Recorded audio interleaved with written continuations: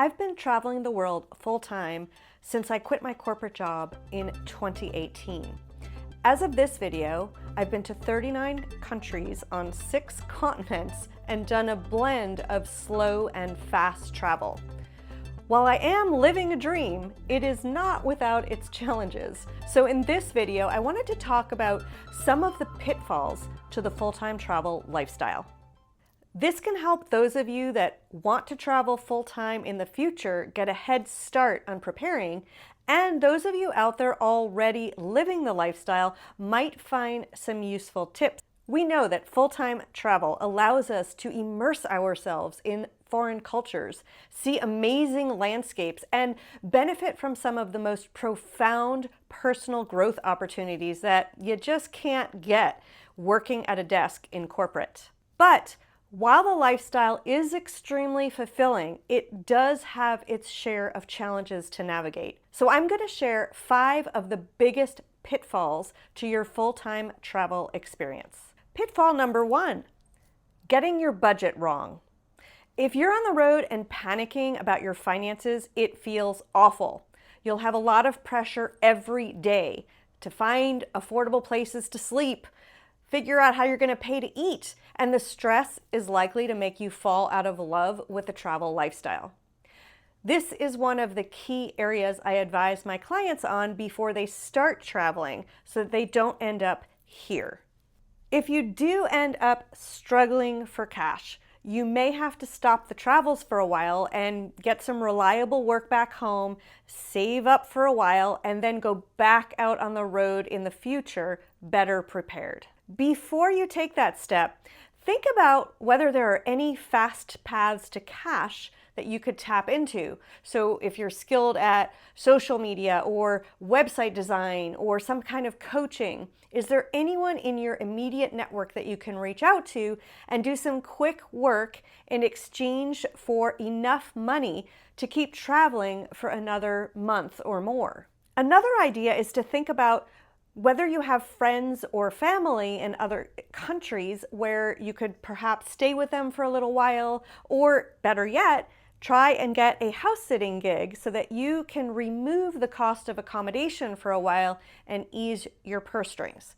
Hint, don't overstay your welcome if you do stay with friends and family. Pitfall number 2, you're traveling at the wrong pace. When I went to Argentina in 2019, I was a year into my full-time travels. I ended up in the town of Posadas. It had no tourism whatsoever at the time. It was basically just a town where people lived. I booked 3 nights at a hotel, and it became 2 weeks. I could not figure out why I wanted to stay in such a normal and unexciting town. I figured out I was completely burnt out from all my traveling.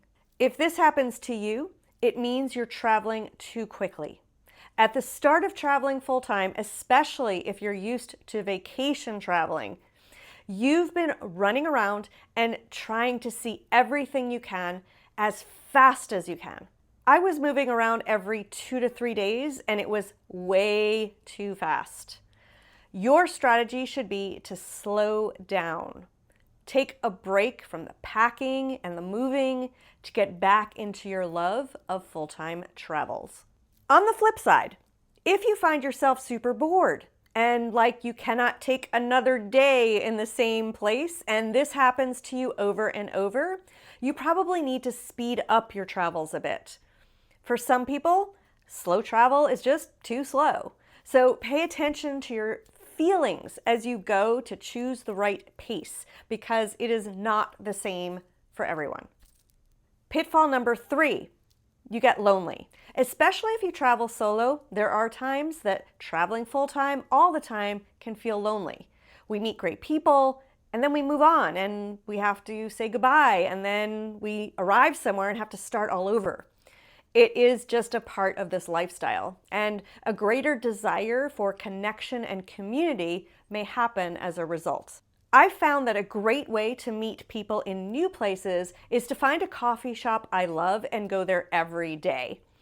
The barista or a fellow patron and I usually get into a conversation at some point, and that often leads to grabbing a meal or me feeling like I have a local friend. Another fun way to meet people is on free walking tours. I try to do one of those the first day I arrive, if there is one available.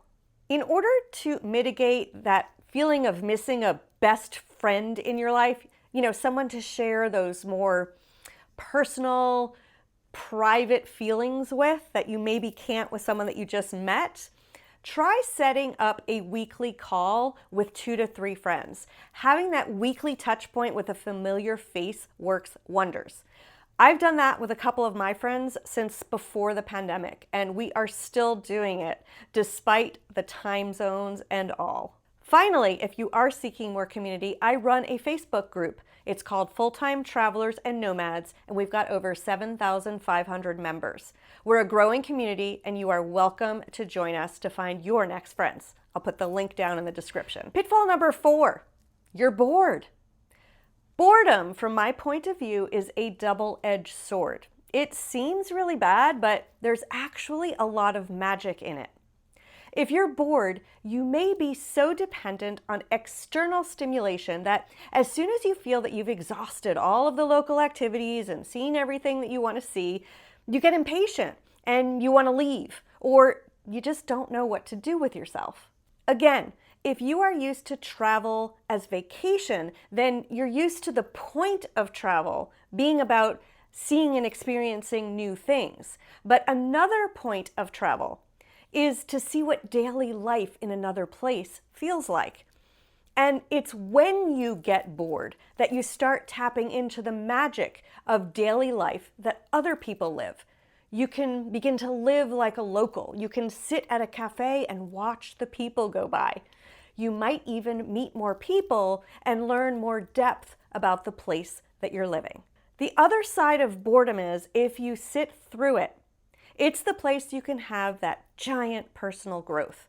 Get your journal out and write, or go meditate, or take a walk in nature. Boredom may be a sign that you are at the cusp of new information or a new epiphany about yourself, but you have to make the space to let it happen. Pitfall number 5, planning. This is one of the pains in the butt about our lifestyle. We are constantly having to plan where to go, how to get there, and where to stay. We also have to figure out how to do all of this within our budget. Planning used to stress me out a lot. I started this lifestyle as a pre-planner, so every detail was booked before I arrived at my next destination. As I mentioned, my first year, I was moving around every 2 to 3 days, so I was planning literally every day of my experience. As soon as I arrived in one place, I was taking out my technology and figuring out, where am I going to go next? How am I going to get there? Well, I got to book accommodation. So in fact, I had hardly any time to enjoy my present moment in each place. I was so stressed out, I needed a break, and that's what I mentioned when I took it in Posadas, Argentina. Now, I go with the flow. I've learned to book at least a week in one place and not book any further. I like the freedom of knowing that I can leave a place if I'm not happy and do it without losing too much money on an advance booking. Or I can stay longer if I find a town that I love. Now, if I wait till last minute to book accommodation at a place I love, of course, I may have to move, but it's okay if I get to stay somewhere I love. So if too much planning has you stressed out, find your rhythm. There is no one size fits all. Maybe you need to have planning days where you make all of your bookings for 6 to 12 months out. Maybe you need to go with the flow, and maybe you need to do something in between. Find out what works for you and do that. Full-time travel is an amazing lifestyle choice, and as you've seen, there are some serious challenges to navigate. If you need help on your journey, book a travel side maintenance call anytime so I can help you through it. I'll put the link to that in the notes below as well. If you liked this video and found it helpful, please make sure to give it a thumbs up. And if you know someone else that might need this information, please share the video with them. I will see you on the next one. Take care.